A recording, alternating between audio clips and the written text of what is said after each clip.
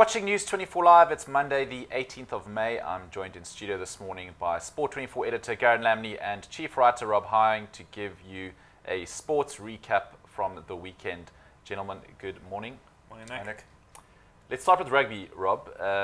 Super Rugby, not a good weekend for the South African sides. I believe the first time in 8 years that none of the South African sides have won in one weekend. Yeah, that was a statistic that actually surprised me a little bit. I sort of thought, it may have happened before. We've had a few pretty gruesome weekends in the fairly recent past, but clearly somewhere along the line, a team has sort of jammied a win. It just didn't happen this time. The hope, of course, going into the last game this weekend was that the Cheetahs might somehow be able to sort of regain a little bit of pride against the Highlanders. But I always thought, and I think a lot of other people did, that was the game that actually looked the least likely for a good South African result. So by the time we got down to that game, our goose was well and truly cooked. Yeah. And then, of course, the inevitable happened, and the Highlanders went on an absolute rampage. You've got to give the Cheetahs a little bit of kudos for actually coming back and scoring 3 tries. At one stage, they were actually in the market for 2 points. They nearly got a 4th try, and what might have ended up being a losing bonus point as well. But they wouldn't really have deserved it on the overall balance of play, because for that first hour, I thought the Highlanders were pretty awesome, and they'd really put the game to bed. They ransacked their bench, and you could see their guys just sort of switched off once they knew they'd done the business. So you've got to put the Cheetahs' comeback in that perspective. On the whole, they were absolutely grilled, and unfortunately, it was a trend that kind of filtered through to the other South African challenges this weekend. It's been a very damaging weekend, as I wrote, for the South African Playoffs Challenge. Suddenly, it's not looking that good for a home semi-final, which is obviously a bit worrying. Garen, anything that stood out for you this weekend? Like, again, the Bulls, not having a great overseas tour. The Sharks, let's leave it at that. But the Lions could have topped the South African Conference this weekend, and they unfortunately went down too. Yeah, a couple of things. I mean, the Lions missed the golden opportunity. After the Bulls had gone down, all they needed to do was win, and they would have gone top of the South African Conference.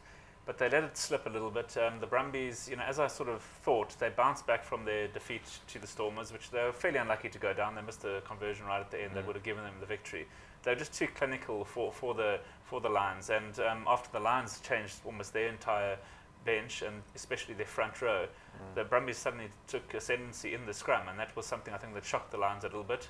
They struggled in the lineouts as well, and the Brumbies just simply too good. Again, these overseas teams, they seem to hit the South African teams hard in the first half, take a lead, and then hold on through experience for the victory. So the Lions went down. As Rob said, the Cheetahs were totally outclassed by the Highlanders. I think the only thing that sort of helped the Cheetahs a little bit was the fact that the Highlanders already had their bonus point after 25 odd minutes. They had nothing else to gain. They were just basically playing out the clock. The Cheetahs did come back in the second half, but it was never really going to amount to anything more than a couple of tries. Obviously, everyone talking about the ref in the Sharks game, Rowan Hoffman, being criticised on social media for his handling of that game. I watched the game, and sure, there were a couple of contentious issues, some by the TMO. I mean, it has to be said, it wasn't all the referee. Some of the tries, yes or no. But the Sharks went down, I think, by, was it 15 or 18 points, 15 points in the end. So it wasn't even really that close. I'm not sure if they got everything their way, whether they still would have won. And then the Bulls, I think that summed up the weekend for me. Top of the table in the South African Conference, going down to the bottom New Zealand team, and the bottom New Zealand team by some distance. The other 4 teams are having a fantastic season, but the Blues, they're struggling. Talk about the new coach; they've only won 3 games, so they're really struggling. But that, for me, summed up the weekend.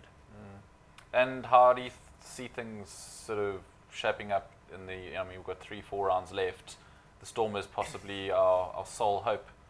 Yeah, it looks a little bit like that.